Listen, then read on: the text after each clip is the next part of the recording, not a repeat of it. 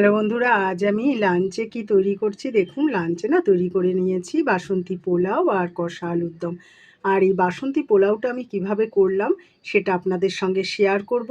আর এই বাসন্তী পোলাওটা চট জলদি আমাদের মানে ঘরোয়া জিনিস দিয়েই কিন্তু আমি এই পোলাওটা করছি। আর পোলাও মানে তো গোবিন্দভোগ চাল থাকবে, ঘি, গরম মশলা, কাজু কিশমিশ, আর খুব সহজে যে পোলাওটা আমি তৈরি করে ফেলছি সেটাই আজ আমি আপনাদের সঙ্গে শেয়ার করব। যদি ভালো লেগে থাকে অতি অবশ্যই লাইক কমেন্ট শেয়ার করবেন। ইউটিউব চ্যানেলটা ফলো করলে অতি অবশ্যই সাবস্ক্রাইব করে দেবেন। চলুন দেখে নিই আমি আজ এই পোলাওটা কিভাবে তৈরি করলাম। বন্ধুরা, আজ আমি খুব সহজে কিভাবে পোলাও বানানো যায় সেটা আপনাদের সঙ্গে শেয়ার করছি। আমি প্রথমে গ্যাসটাকে ধরিয়ে নিলাম আর ঘি আর সাদা তেলটাকে আমি কিন্তু গরম করে নিচ্ছি। এবার ঘি আর সাদা তেলটা যখন হালকা একটু গরম হয়ে গেল তখন আমি কিন্তু কিশমিশ, গরম মশলা আর হলো তেজপাতাটা আমি সুন্দর করে কিন্তু ভেজে ফেলবো।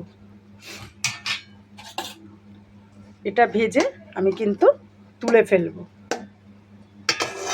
তারপরে এইদিকে আমি চালটাকে ধুয়ে পুছে পরিষ্কার করে শুকনো করে রেখেছি, একদম গামছা দিয়ে মুছে। দেখুন রোদেও আমি একটু শুকিয়ে নিয়েছি। তো কেন বলুন তো, এই শুকনো চাল দিয়ে যদি পোলাও করা হয় না তাহলে না চালটা ভাঙে না। আর এই চালটা যদি ভেজানো চাল দিয়ে যদি করা হয়, এই ভাজতে গেলে নাড়ানাড়ি পড়বে, তারপরে আবার হতে হতে নাড়ানাড়ি পড়বে, তখন কিন্তু চালটা ভেঙে যাওয়ার সম্ভাবনাই বেশি।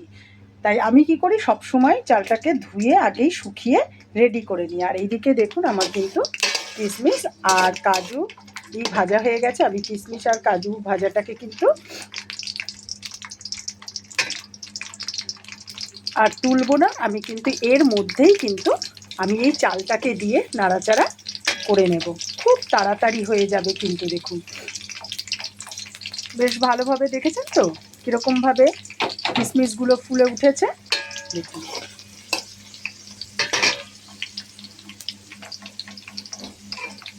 এই যে দেখুন কত সুন্দরভাবে ফুলে গেছে কিশমিশগুলো। বাদামটাও হালকা একটু ভাজা হয়ে গেছে। এইবার আমি এর মধ্যে পুরো চালটাকে দিয়ে দেব। আর এই পোলাও করতে গেলে যে পরিমাণে আপনি চালটা নিয়েছেন আপনারা কিন্তু সেই পরিমাণেই জলটা দেবেন। এবার আমি এইভাবে একটু নাড়ানাড়ি করে এবার আমি দিয়ে দেব হলুদটা দিয়ে আবারও একটু নেড়ে নেব। দিয়ে দিয়েছি হলুদটা। এইবার হলুদটা দিয়ে আমি বেশ ভালো করে চালটাকে কিন্তু ভাজা ভাজা মতো করে নেব। আর এরপর আমি এর সঙ্গে দিয়ে দেব নুনটা।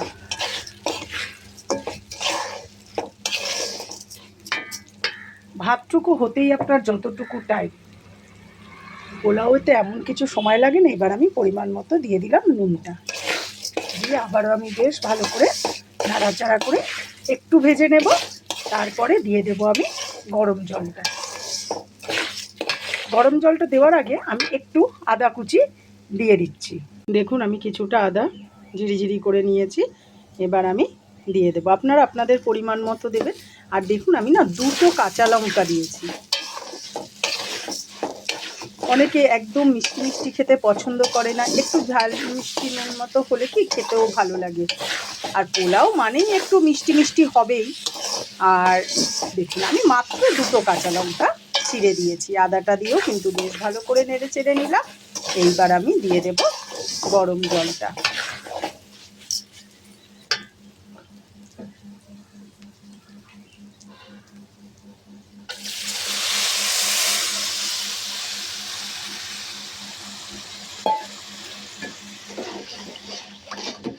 আমার আর একটু জল লাগবে, কেননা যে মাপে আমি চালটা নিয়েছিলাম সেই মাপেই আমি জলটা মেপে নিয়েছিলাম। আর সামান্য একটু জল আমাকে দিতে হবে। এরপর আমি ভাতটা হতে সময় দেব। দেখুন আমি এইদিকে শুকনো খোলায় কি ভেজে নিচ্ছি মশলাটা। আর এই ভাজা মশলাটা দিলে না কি যে অসাধারণ লাগে খেতে, গন্ধটা যে কি দারুণ হয়। আর এই যে দেখুন জায়ফল, জয়িত্রী, সাজিরা, সামরিচ সব কিছু, এই যে বড় এলাচ সব দেওয়া আছে। এবার আমি এই মশলাটাকে কিন্তু শুকনো খোলায় ভেজে নেব। এই যে দেখুন সাদা, এগুলো তো দেখতেই পাচ্ছেন সব একসঙ্গে মেশানো আছে। এইবার আমি শুকনো খোলায় এটা একটু ভেজে মিক্সিতে গুঁড়ো করে নেব। ভাজাটা কিন্তু হয়েই গেল। এবার আমি মিক্সিতে গুঁড়ো করে নেব। আর এই দিকে দেখুন পোলাওয়ের কিন্তু রেডি। এখন দেখুন খুব সামান্য পরিমাণে জল আছে, আমি মাঝে একবার একটু দেখে নিয়েছি। এই জলটা হলেই পুরো ভাতটা সুন্দরভাবে হয়ে যাবে। আমি ঢাকা দিয়ে দিয়েই করছি। আর এইবার কিন্তু আমি গ্যাসটা বন্ধ করে দিলাম, ভাজা একদম রেডি। এবার আমি কড়ার থেকে নামিয়ে একটু ঠান্ডা করে মিক্সিতে গুঁড়ো করে নেব।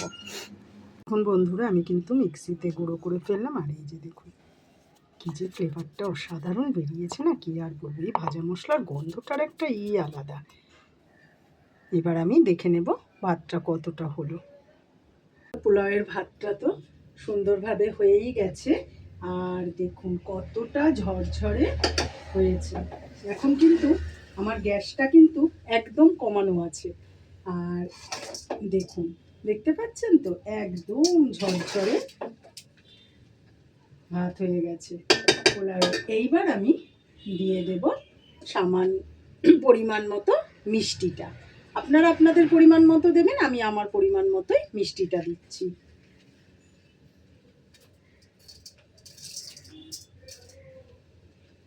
আমি আমার পরিমাণ মতো মিষ্টিটা দিলাম। এরপর দিয়ে দেব এই যে মিক্সিতে পেস্ট করা মশলাটা, এই যে মিক্সিতে পেস্ট করে নিয়েছিলাম। এবার আমি দিয়ে দিচ্ছি।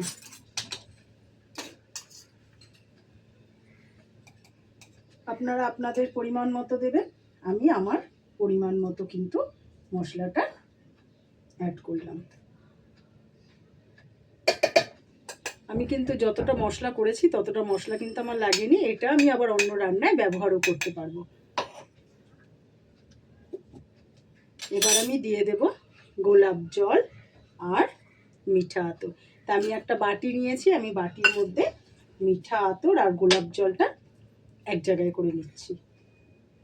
খুব বেশি দেব না, কেননা বেশি গন্ধ হয়ে গেলে না খেতে ভালো লাগে না।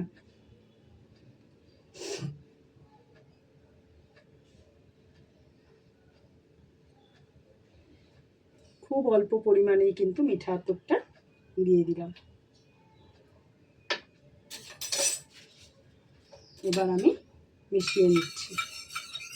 মিশিয়ে নিয়ে আমি এবার উপর দিয়ে দেব।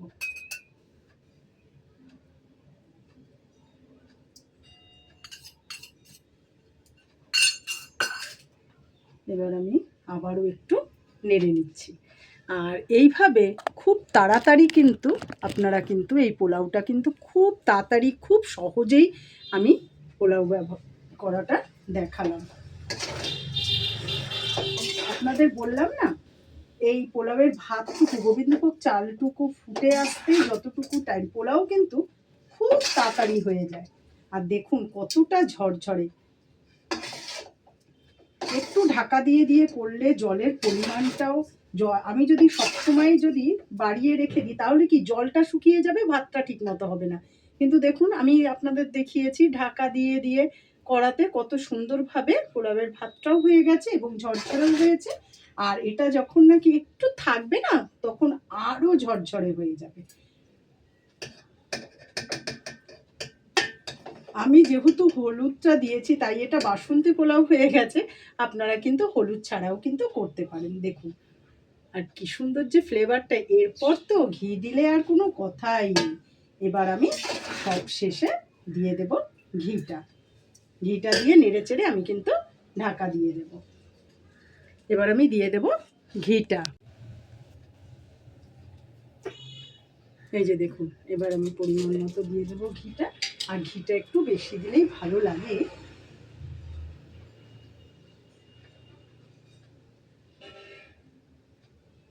ঘিয়ের গন্ধেই যেন মনটা না ভরে যায়।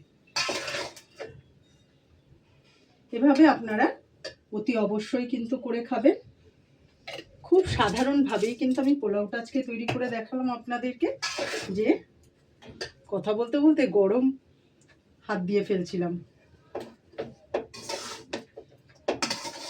দেখুন একেবারে তৈরি বাসন্তী পোলাও। আর আপনারা যদি এটার মধ্যে একটু খোয়া ক্ষীর দিতে চান তাহলে কিন্তু দিতেই পারেন।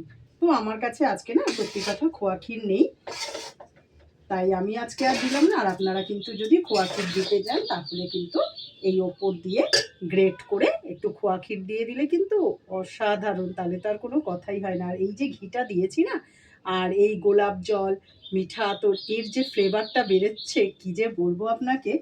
এই দেখুন, দেখেছেন পুরো তৈরি। এবার আমি গ্যাসটা অফ করে দেব। আমি গ্যাসটা অফ করে দিলাম। এবার কিছুটা টাইম রেখে দেব। এবার আমি করে নেব আলুর দম। এবার পোলাও রেডি হয়ে গেল। এবার আমি পোলাওটাকে সাইডে রেখে দিয়ে এবার আমি কষা আলুর দমটা করে নেবো। আজ হলো লাঞ্চে পোলাও আর কষা আলুর দম। এবার আমি আলুর দমটা করে নেব।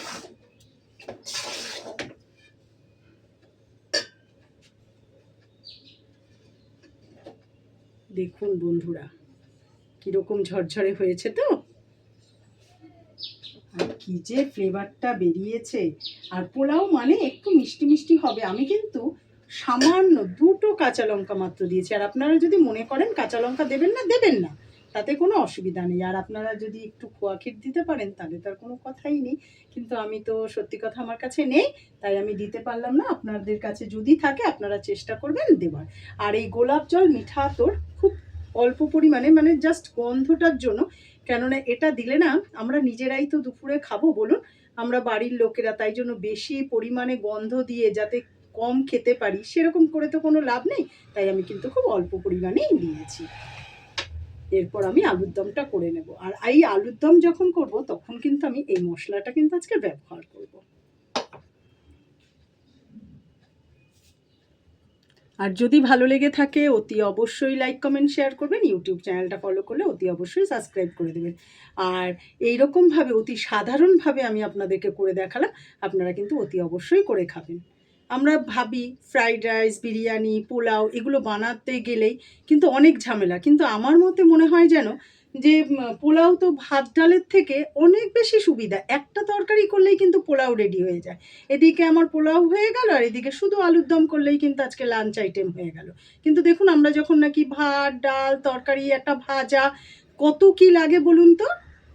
তাই মাঝে মধ্যে এরকম পোলাও ঝটপট ডিনারে হলেও তো কোনো ব্যাপার না, কিন্তু লাঞ্চেও কিন্তু খাওয়া যেতেই পারে। তাই কি ভাতের সঙ্গে কিন্তু পোলাওকে করা যাবে না। তার কারণ হলো পোলাও কিন্তু আমাদের রোজ রোজ ভালো লাগবে না, 2-1 দিনই ভালো লাগবে। কিন্তু ভাত আমাদের রোজকারের, বাঙালিরা হলো ভাতে মাছে। কথাটা তাহলে কেন বলেছে? তাহলে তো আমরা ফ্রাইড রাইস করলে দেখুন অনেক সময় মিক্সড ফ্রাইড রাইস করলে এমনিই খাওয়া যায়, সাথে কিন্তু কিছু লাগে না, যেহেতু তার সঙ্গে চিকেন থাকছে, ডিম থাকছে, চিংড়ি দিলে দিলেন, না দিলে অনেকের আবার প্রনের অ্যালার্জির ব্যাপার থাকে, সেটা হয়তো না দিলেন, কিন্তু শুধু খাওয়া যায়। কিন্তু ভাত কিন্তু শুধু খাওয়া যায় না, কিন্তু তা সত্ত্বেও কিন্তু আমাদের দৈনিক জীবনে ভাতটাই দরকার।